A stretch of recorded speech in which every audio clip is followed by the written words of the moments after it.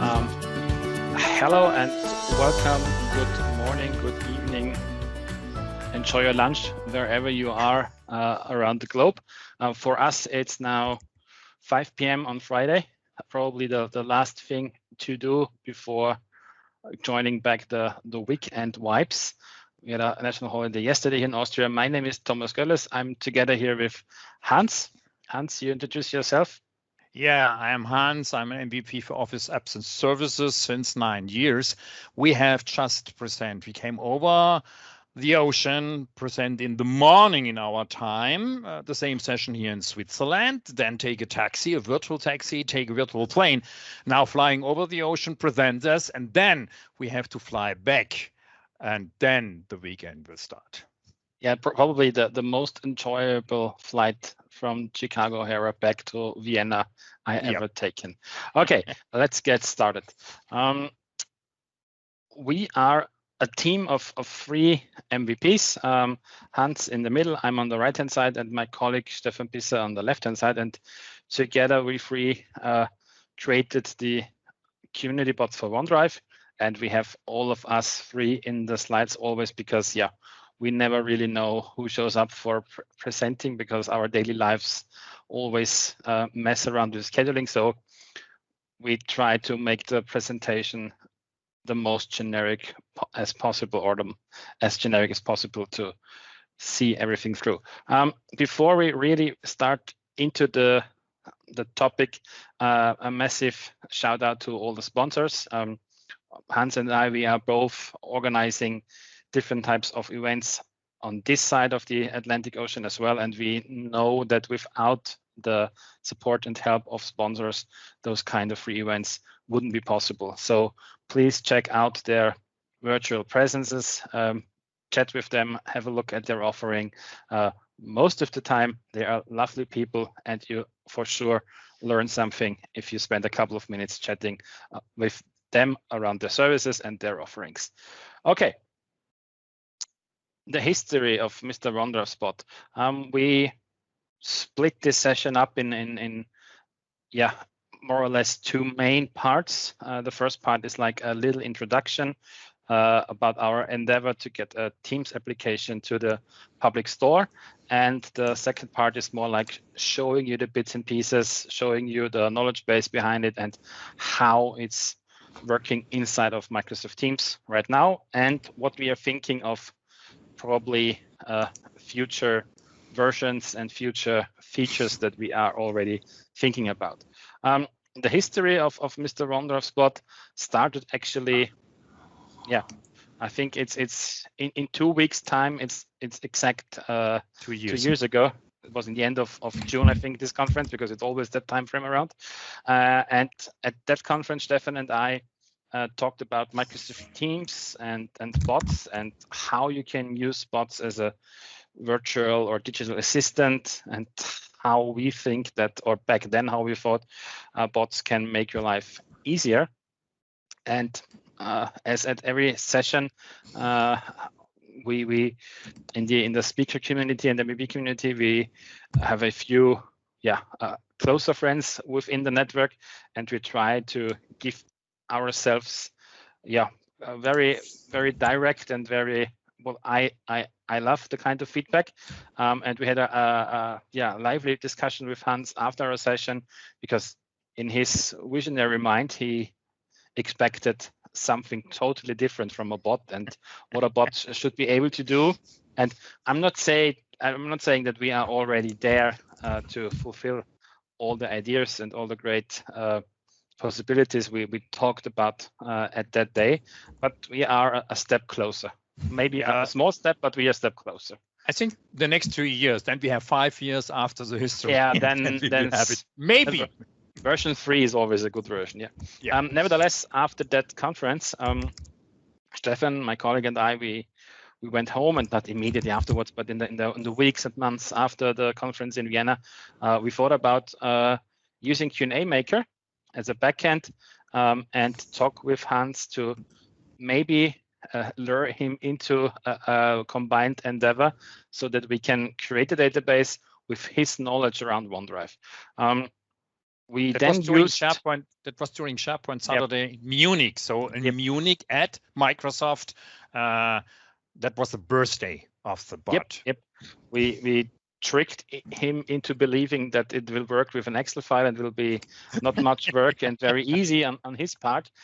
No, that's just a project joke already, because we really started with a simple Excel spreadsheet with a column for questions and a column for answers, and that got sophisticated and sophisticated and sophisticated, and we will see that later on. But nevertheless, we started and we had a first project name. Back then it was still called Mr. OneDrive Spot, just because Hans is known inside and outside of Microsoft as Mr. OneDrive, given to the fact that he, for years now, travels the world and educates people on OneDrive, not only IT administrators, but also end users. And we will talk about end users later on as well, because that's the main audience we are focusing at right now. At first, we can call ourselves, I think it would be honest to say we were a little bit naive about the language part, because we always had the idea of really creating a multilingual offering, a multilingual service. We are not native English speakers. We have a lot of troubles with translation and automatic translation and all that stuff happening through the years with Microsoft services. And we always wanted to create a proper multilingual experience ourselves.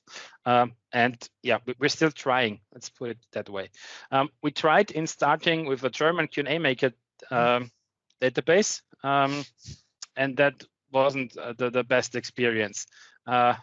We quickly changed over to starting or having everything in an English database, because if you have English as a base language for your questions and answers, it's way better in handling the translation to other languages than German.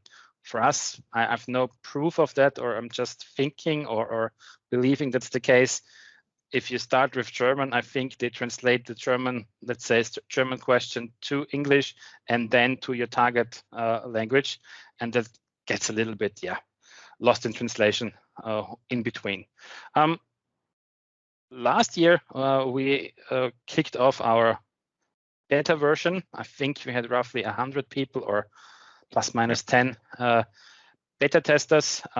We're focusing on experience. We're focusing on actually how the translation in different languages is working. And over the summer, enriched the knowledge base, made the bot a little bit better in experience, and used the feedback to then submit the first release to the Microsoft Teams App Store. And we're speaking now, I think it was the 10th or 9th of November when we started this part of the journey.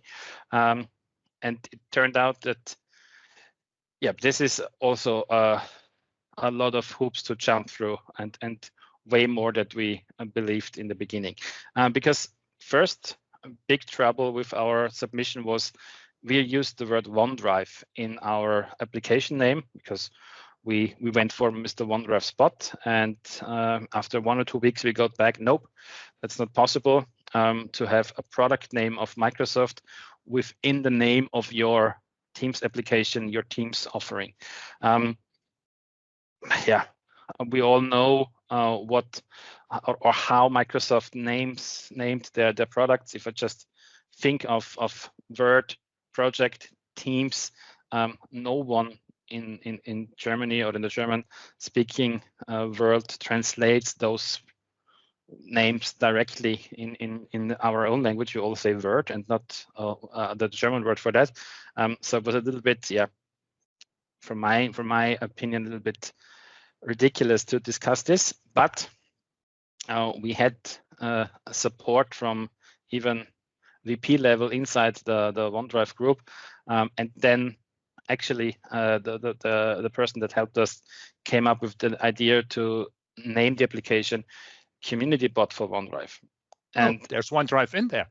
There's OneDrive in there, but it's now coming from Redmond, so we are all good, and we are ticking all the boxes.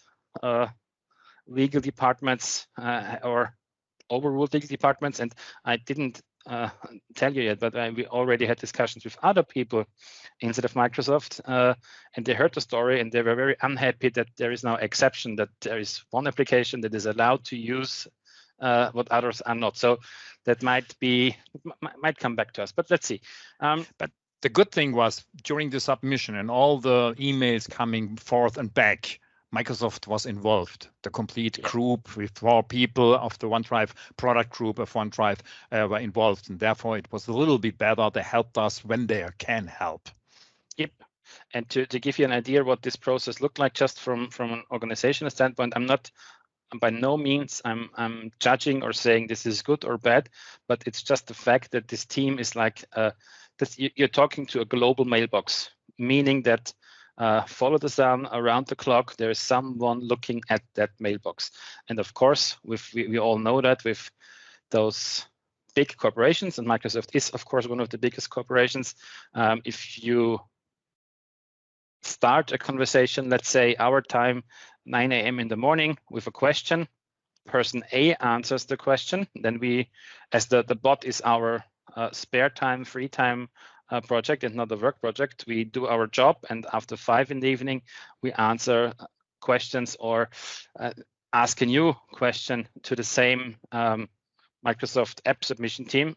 And for most of the time, you're talking then to a different person.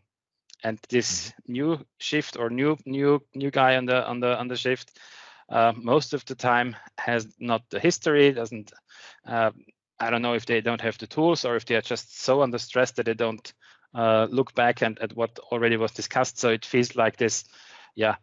We from the outside are working against a big mechanism, big processes, big teams that don't talk with each other, and that's just not.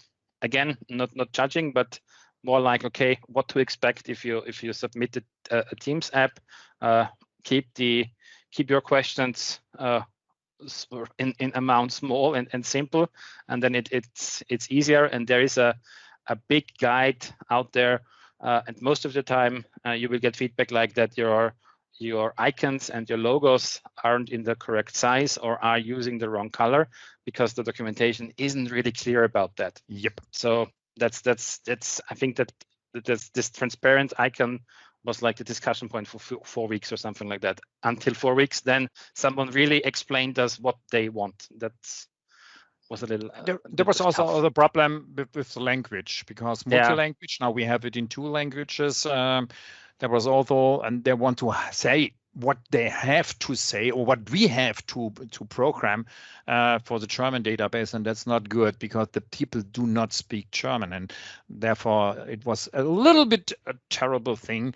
So keep in mind, if you want to have it with a project, that you always submit the things at the same time. That gives you the good opportunity to speak to the same team, because they have the team is multi-languages and on 2 different time zones, and therefore do it always at the same time, then you will not have so much trouble.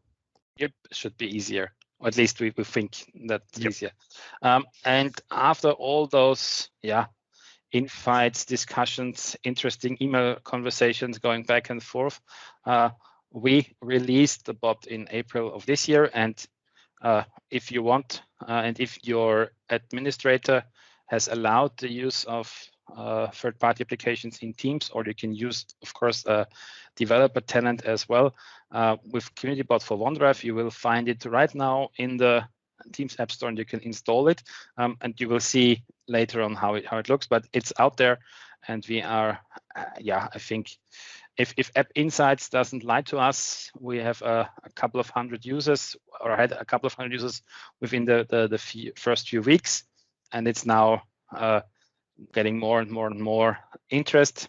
And of course, we need to keep on or try to be on top of things and not get overwhelmed with too many users using it, and keep up the good quality in the database especially.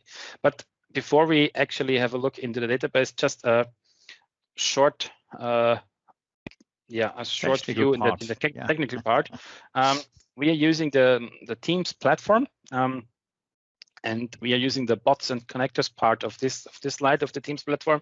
You can enrich, enhance, extend, or just develop for Teams also by the use of commands and actions, tabs and model pop-ups, or other UX integrations. Typically, you use the Microsoft Graph if you want to reach out to data that lives within the Microsoft 365 cloud. In our case, of course, we use the bot framework SDK for our bot, and we will discuss this later on as well. A bot is deployable or usable not only on your PC, but also in the web and also on your iOS or Android device with a little bit of difference. And we will see that when we talk about images that the bot sends out to users, they look a little bit different and look way better on the mobile experience than in the desktop or web experience.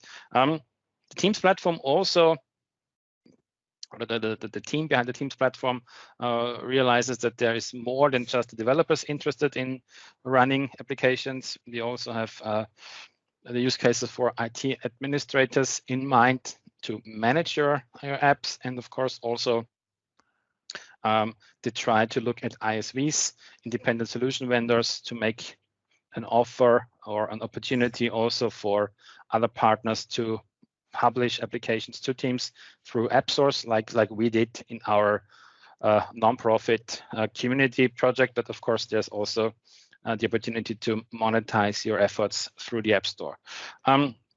Last but not least, certification and publish attestation. You can also get certified, and your app can tick some boxes, and then you get a lovely blue check mark that says you're a trusted vendor. That helps in case that your customer or your end user and the administrator of the team really appreciates governance and has a close look on the different types of application they want to install. So this certification helps there as an argument that, okay, everything is safe, everything is secure, the guys know what they do. That's where this helps. Before we look at the architecture of the bot in a high level, just a bot X-ray in short. In one sentence, a bot is nothing else like a web application. That's the very high level part. Yeah, for me, it's coming out of the time where you can have a disk and put it in and install it on one machine. Then we have a CD. Then we have DVDs. We have a network installation and so on. But now it's a good thing that we have to say we install it one time during the submission, and that's gone. That's all one of the 150 million daily active users and teams may able to have the program. And Jeff Teeper has, during Facebook, sent me an email and has to say, okay, hey, that is interesting. If we do something new you write something and it will be available immediately to all the users. And I have to say, yes, that's the new thing we have with a bot. Yep.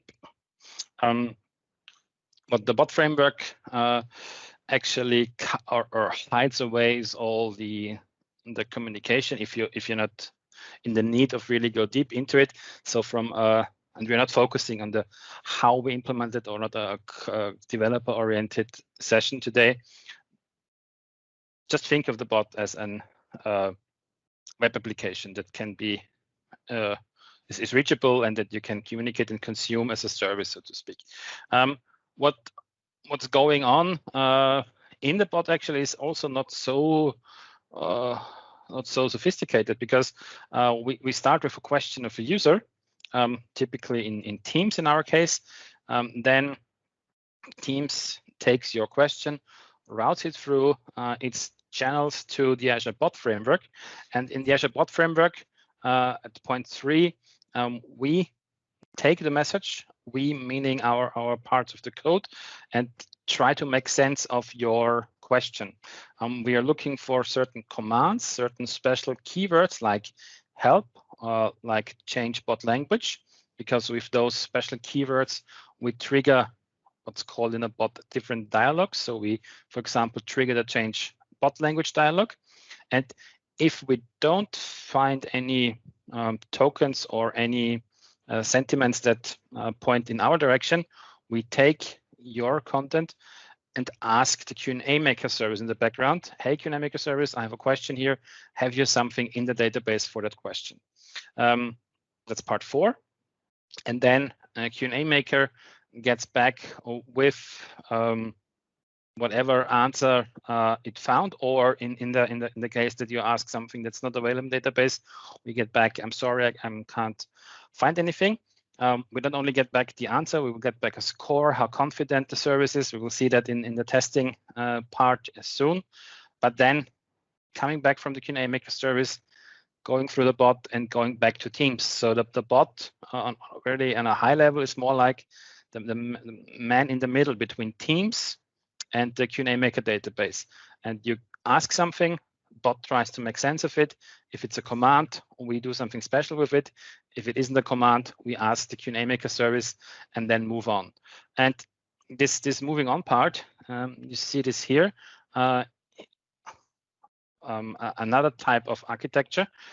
That's actually what we initially thought would be the best way to integrate translation into the system.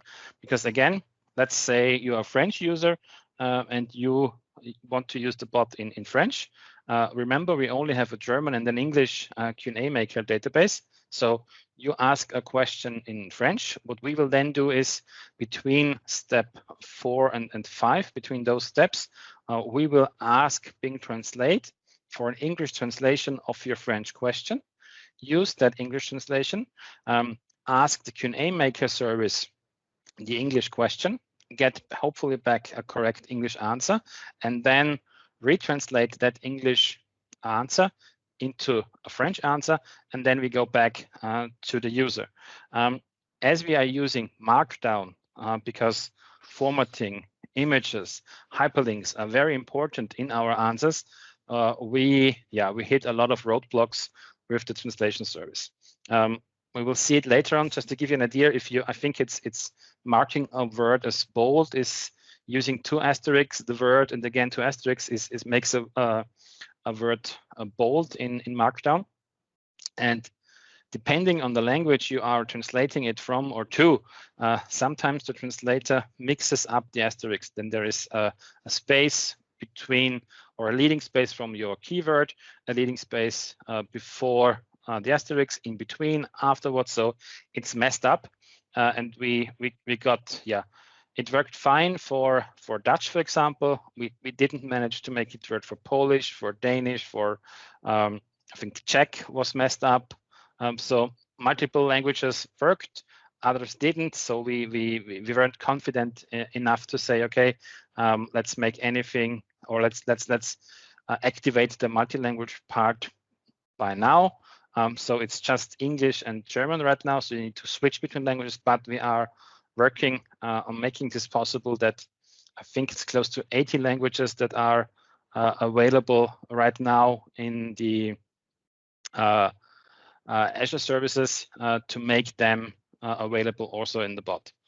So we now lost Hans, so I need to have a look at the participant list.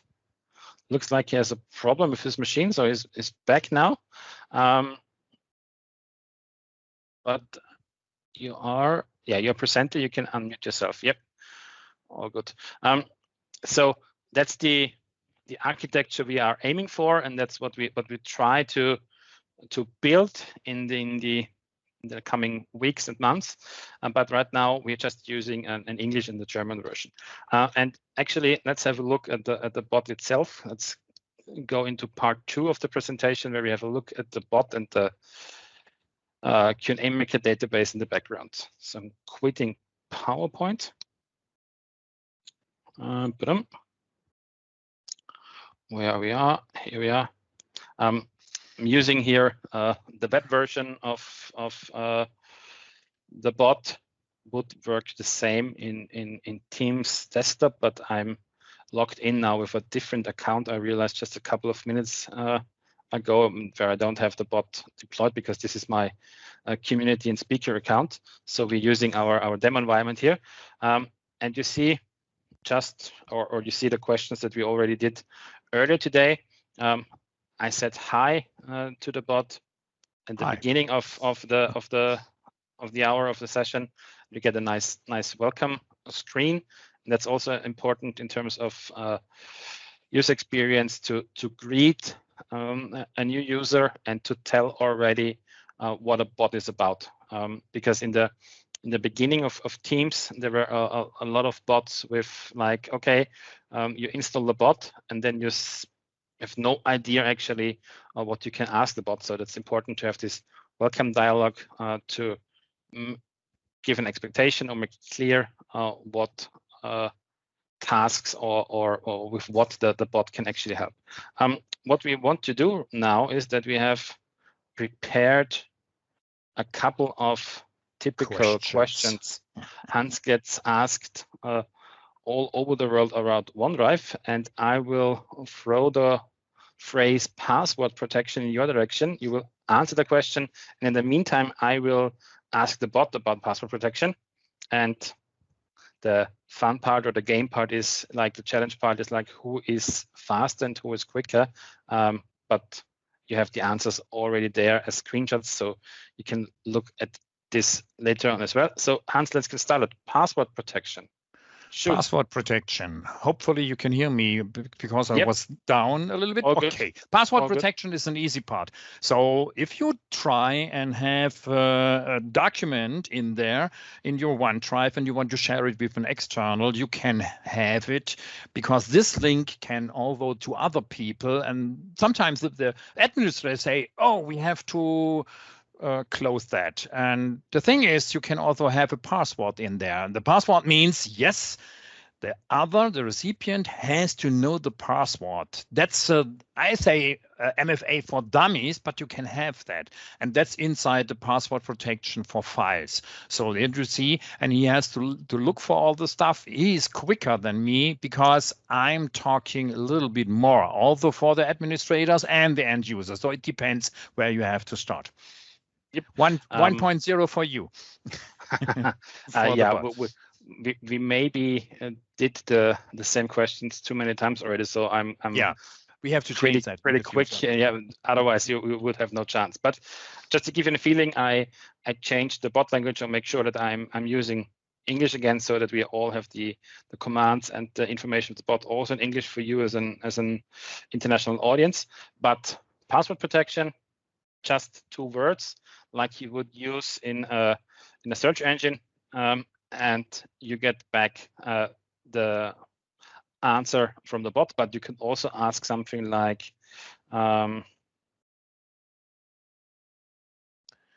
yes, take it as a question. Sometimes the people want to have the question, and artificial intelligence interpret this stuff. And that means you can see all the information, but listen, there is some words. MarkDown means that you have to write additional with a ** password **. So that means it's a little bit more information in there, and therefore we have trouble, although with the translation part, as Tommy give us the information mentioned before. So next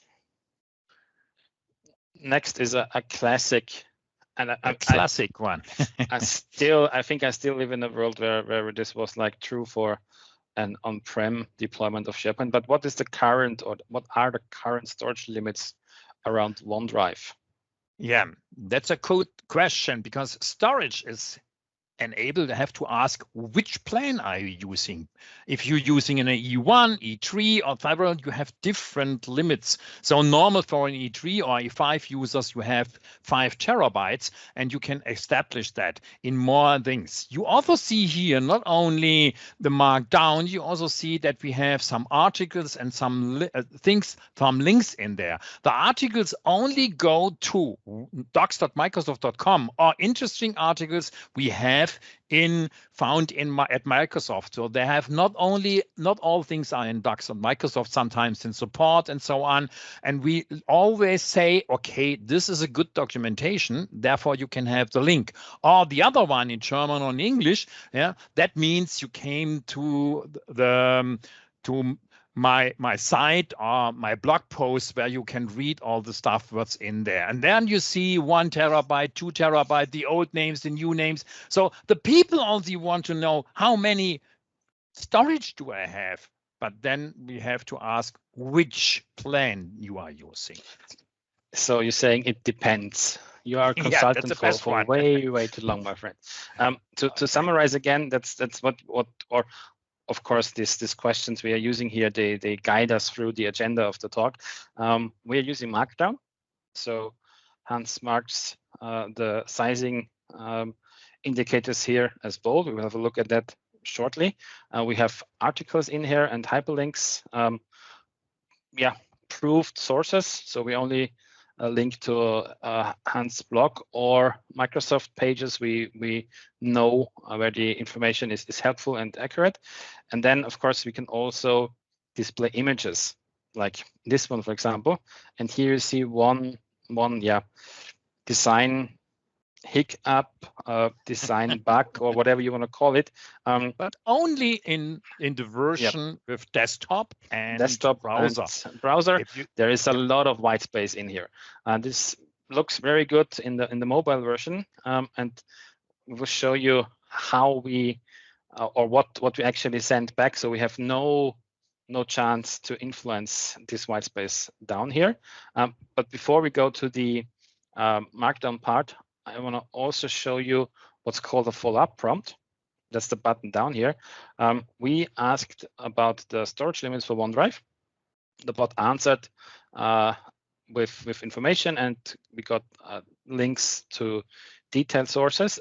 And it also said, hey, if you're looking for information about storage in OneDrive, probably you're also interested in storage in SharePoint Online.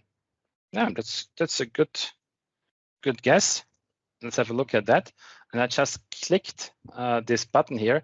And technically what it does is it takes the question, sends it over to the bot, automatically presses the enter button, because on the bot side, it makes no difference. So in between those two paragraphs, the bot had no idea that this was done by a click of a button. It's just the text that got back. And now we have the information about how storage in SharePoint Online works, also with a nice image here. And we go back and say, okay, if you are looking for storage in SharePoint Online, you might be interested in OneDrive for Business storage. So there's a nice forward and backwards loop, but the idea is that you guide end users, and then you point out helpful other questions, other topics, in case you already know. If you ask for that, most of the time you're also interested in something else. It's just also a user experience thing, how people move and move through your application or use the bot in that case. But let's have a look at the backend. Where is this storage in OneDrive and this 1 terabyte coming from? Need to go over here. We're using an Azure service called the QnAMaker service, or QnAMaker. That's part of Azure Cognitive Services, to be precise. You can just go to QnAMaker.ai and basically start with a simple empty knowledge base. And that's actually what we did. And in as soon as you say, okay, you're ready, you can save and train your answers and your questions in there, and then you can consume the QnAMaker service. We are doing that with Visual Studio because we have a bot that we really like implemented and talk to the QnAMaker service in the background. In the meantime, you can also start with a very simple version of the bot just by the QnAMaker that already deploys a simple bot, a simple version into your Azure environment. This is really cool and up and running in like 50 to 20 minutes if you have a very simple use case of a bot, and if you don't need to adjust a lot of bits and pieces in between. We want that because we want to have the translation part as a middleware, so we need to go a little bit in the advanced direction, but for simple try, it's really, really great. So what we have here is so questions. You see on the left side, you see several questions with come to one answer on the right side. So therefore, you see that's MarkDown. And yes, now you see it clearly because now Microsoft has implemented in an editor, a MarkDown editor. At we begin, we only have clear text or MarkDown, and that's not so easy. You can click on the left one, and then you see the simple what's in there. Yes. And when you click, that's what I begin. You have to write it down with the hashtag, space, and star 64-bit version. So that's the beginning on that. I have to start with this. I have no information. Now we have a good possibility to work with MarkDown, but that doesn't work exactly what we need in Teams, because sometimes you have to say never do and text it. Yep. The reality of the tools we're using here, we have the Teams clients, the different versions of Teams, desktop, web browser, mobile on Android, mobile on iOS, and that's even in Teams, different groups that are working on that implementations. And then the QnAMaker is done by people inside the Azure organization. And the QnAMaker isn't only built for Teams. We are just one client of it, so they have other audiences as well, and they can't test all possible clients. So for some bugs like the image one or some formatting, we try to connect the QnAMaker team with the Teams UI team to say, okay, you have this service. If I use that with that service in combination, doesn't look good in this scenario, because otherwise they wouldn't make the connection. There were like 5 or 6 bugs that we make them aware of. I think half of them are fixed. For others, we are still waiting, but that's how it works. Another thing that we, or actually Hans came up with, is we do our own question numbering system. To put it you have to show first. You have to show first the test scenario. If you want to test this in a question and you press the button, and then you have to say, okay, I have to bring the 64-bit version. Press the button, please. And then you see. Let me just check. I want to make this the same question I did here. It was storage. Okay, you can do that with storage. So going test. Back. We ask for storage limits. Let's click here. Then we get back the results. We can click here on inspect, and we really see the plain text. And this is the part where we start to get into trouble with the translation, because this is actually the text we would send over to Azure Translate, and all those special characters, all those spaces. The translation service has quite some troubles to interpret that and to make sense out of that. And we are still thinking that this is a proper way to use the MarkDown, because the formatting enriches and enhances the content in our understanding.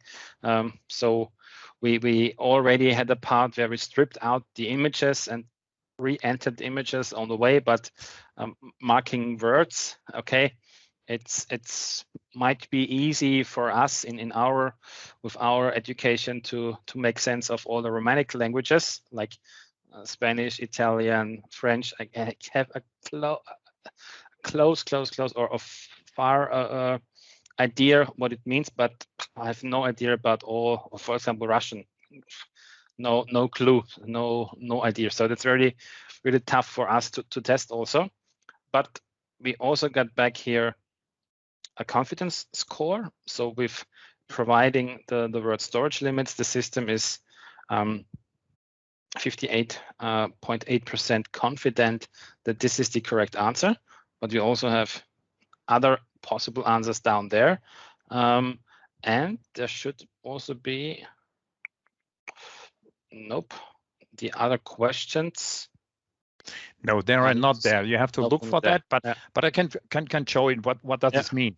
If you test this stuff, first we have to test it here with the QnAMaker. The second test we have to show it in Teams, mobile. So that's are 3 different parts, and always give the same long question in there. It's not a good idea. So there is no good ID for that. Therefore, I make an intended number, and he showed you on the left side means these E numbers or something. That means it absolutely come to the right answer. So I do not have to insert several things. It's only a 4-digit number and bring the right answer to the question. That's only for us to make the quality for the translation and the stuff in Teams and Teams Mobile at the right thing. The knowledge base is not so smart as our bot search in here, because I can't find the storage limit question. You have to do all the questions. I think you have 119. Okay. Yep. But just do the example with that one. You see here, the questions are: is there a video that shows me cleaning up my disk drive? Is there a video that shows me cleaning up my disk drive from junk? Video, managing disk space, and this is the article. And we have here E094. And if I go back to the bot and I search for E094, we get back that answer. That is our way of Hans is trying out question and answers, and then he just sends them a text or a mail saying, okay, question E094 has this and that problem. Let's have a look. Otherwise, it's like really hard to talk about the concrete question, because if you search for it, just one word off or just one plural and singular, the intelligence behind it may interpret it a little bit different, and you would need to type a lot of questions. Something, and I think you still have you still have an Excel file also with all the questions to make sure that we also have an overview. What are the follow-up prompts used? Because that's a little bit lacking inside of or at least didn't have a look since build. Maybe they did that in the meantime, but like having an internal ID and have a UI where we can see, okay, how did we use those questions in our database? That's not there yet, but that's basically the back end of our knowledge source. And in a case, for example, that as we all know, we live in an evergreen cloud environment. Microsoft comes out with a new feature or works on a new feature or makes an announcement about a new feature. What Hans actually is doing, that he goes into the knowledge base, creates a new set of questions, creates an answer for those questions, clicks on save and train, and immediately, if you install the bot today, you will get the update as soon as he publish our database here. So it's like decoupled. The bot on your end basically always talks with our knowledge base here, and that's our way of how we make the OneDrive know-how accessible. Of course, if you want to have this in your own company, and maybe you want to add specific questions and answers that are only interesting or sensitive in a security term for your environment, then we would need to create this as a project, and then we would have our own dedicated knowledge base. That's what we are doing with all our customers. But in our case, for the community, we have, or Hans actually created 119 answers, and I think more than 700 questions to those 120 answers. So to make sure that we have a broad reach of topic areas. So we have to learn. I have to learn. Normally, I speak to IT departments. That means the persons are knowing about the stuff, OneDrive or OneDrive for Business. The users do not have an idea. They have to know it. And therefore, I looked in Bing and I looked in Google and other search engine, what information the people outside are looking. So we got a bunch of questions, and then I have to implement these stuff. Therefore, more. And the bot is privacy. If he also gives an answer about where is Hans, you can do that, Tommy, then you got an answer. You also got an answer, there is one thing. If you say, okay, who is Tommy or only, that they got an answer. Yep. So Hans, you got an answer and you see, hey, that's a cool stuff that will work. And although if you say Tommy, there is one thing inside the database, and artificial intelligence makes a good job that he also see this Tommy is there, and therefore he knows that. That's not in the question. It makes a good job about that. Yeah. So it's a mixture, because what we're trying to, or the point that we want to make is it's not a one-to-one, or you don't need to exactly phrase your question like we did in the training data. It can be a single word. If it's like my name in there is just one time in one answer. So it's a combination of search, it's a combination of interpretation, it's a combination of getting or using text analysis. It's not language understanding in terms of LUIS from Azure. This would be a different service. It's something in between, but it's not so easy like a regex, or not one hardcore algorithm. We actually have no understanding, and they're not really opening up what they're using in the background. But from my experience, it feels like this is a set of multiple searches and algorithms, and they rank what they get back, and then they make a guess what's might be the correct answer. And so of course, it always says, okay, about OneDrive, and sometimes you change the question. Say, okay, what's the difference between OneDrive and OneDrive for Business? That's a normal question. People do not understand what's outside. That means it can be different and can be different answers if you change the question. So that's the AI part is doing that. Yeah, what's the difference between OneDrive? And you make some errors in your question. Yeah, that doesn't take anything. It will work. Let's see that. Therefore,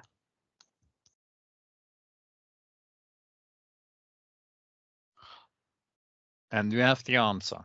So even with the typo, and it just happens, you get back the correct answer. Even you created a GIF for that, so there's animation inside that. That will work only in the desktop and the Windows version, and not on live. So that's the differences are sometimes back and forth between those clients again. Yeah. But again, a lot of knowledge in the answer in here, formatting, and so on. That's basically the idea. Let's just do one more of our. Nope, this is the one. Just one more of our questions, because this is also an interesting one. What file types are allowed inside of OneDrive? What files can I store there, Hans? Oh, there is a lot of file types we can store. That means you should not store some PST files. You should not store MDB files, but you can have it and say, okay, I want to exclude the stuff. And that means there is a group policy, but you can do it although by your own and say, okay, I want to have this file, and that's a different one. What that? Yeah, restrictions? Yeah, allow file types. So in file types, there are some limitations, and that means there you got two different answers. That's a possibility if you ask about that. That's a group policy. The first one is the restrictions, because in OneDrive we have some restrictions, and therefore he has to say, yes, that's an article about Microsoft. They will look for that, and all admins should also aware of these limitations there are there. And you see there are some dates that will change all the stuff in there, and you have to know where are the limits about that. That means also for the file types, we have 320 file types we also have during OneDrive and established on Windows. Therefore, it's okay.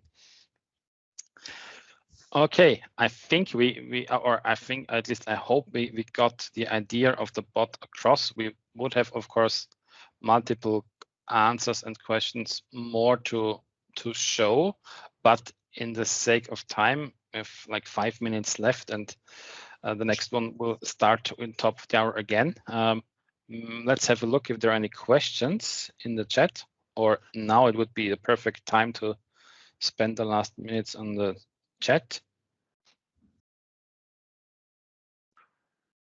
There's a Docs Microsoft link. Okay. Someone put it in the chat. That's not a question there. If we don't get any questions, thank you for spending this 50+ minutes with us talking about the bot for OneDrive. If you liked what you saw, please install the bot in Teams. It's very easy. You just need to go to apps and then you can search for it. Actually, I think you just need to search for OneDrive and you have it immediate here. This is my development environment. That's why there's twice, of course, internal, external version. But OneDrive is enough to search for it. You see the icon there, and then you can install it from there. If it's not, or if your IT department has a governance plan at hand that locks down the usage of an app, go to a developer tenant or try to get a hold of the person responsible for apps in Teams and talk with them and ask for the bot. We don't ask for your credentials. We don't store anything. We don't make any money or invoice or nothing. It's just a question and answer. So we don't even know who you are or on which tenant you're using it, no authentication. So it should be pretty easy and without any security issues. Although, as always, you need to remember with a service like ours, don't ask a bot in the internet about internal stuff of your company, internal names and things like that. But that's more like how to use it and not a feature of the bot itself. All right. Right. Hopefully we will see that next time. We now starting back with our flight to Europe and then going to the weekend. And I wish you have a good day with Chicago and all the sessions. Thank you so much.